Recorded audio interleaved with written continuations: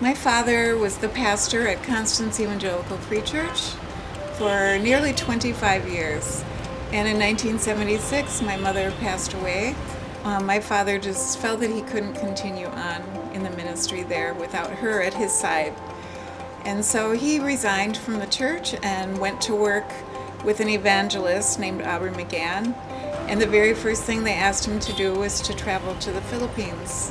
And while we walked through the streets of Cebu, I was stunned to see children sleeping on the streets and begging. And it was then that the Lord prompted me to go back and share what I had seen with friends and relatives. As she was coming home on the airplane, she wrote me a letter and talked to me right away when she got back and told me that she wanted to go back. We were all ears, we were interested to hear about it, but we didn't really even know where the Philippines was. I shared my dream with Paul, who was just a friend at the time. We were married 9 months later, and after that we reached the point where we said, well, maybe this is just a crazy idea. And it was shortly after that that Paul shared our dream with some college students at Bethel. And there happened to be a young man there that evening who had a trust fund, and he gave us half of his trust fund, which was $40,000. So we had a few contacts, we had an idea of what we wanted to do, but we didn't know how to do it. We had a vision of taking care of a lot of kids. We imagined ourselves standing with clipboards, but that's not what God had in store for us. And we started a ministry that was very small. We started with one child. It was just something new and different, and we all had to learn together. As we started taking in more kids, pretty soon our house was full.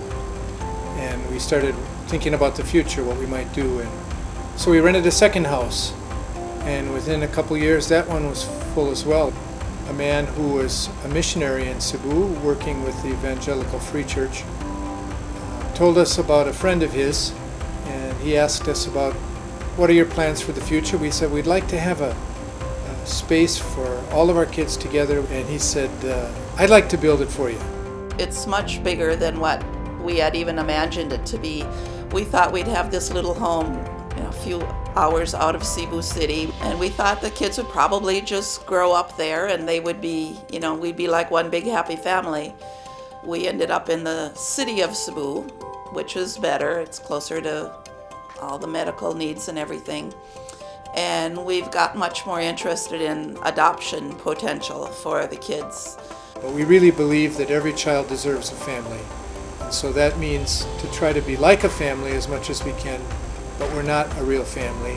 And we have placed kids in 15 different countries all around the world through adoption. CSC has been able to reach out and impact the world.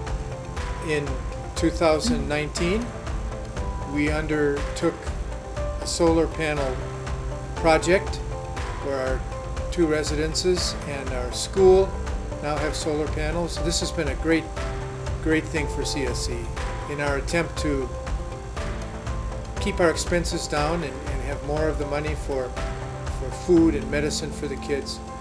What we've found is we've been able to cut our electrical expenses by 40 to 50%, and we expect that will even get bigger savings in the future. So that's been a great thing, and it impacts the children in many significant ways.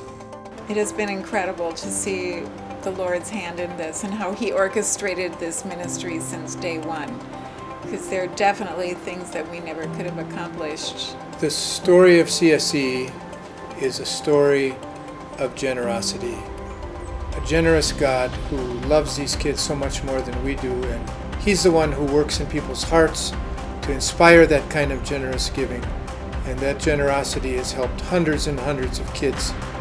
That's the one thing that we tell every single visitor that comes here, that when they leave, we hope that you leave with the knowledge that it is the Lord's ministry.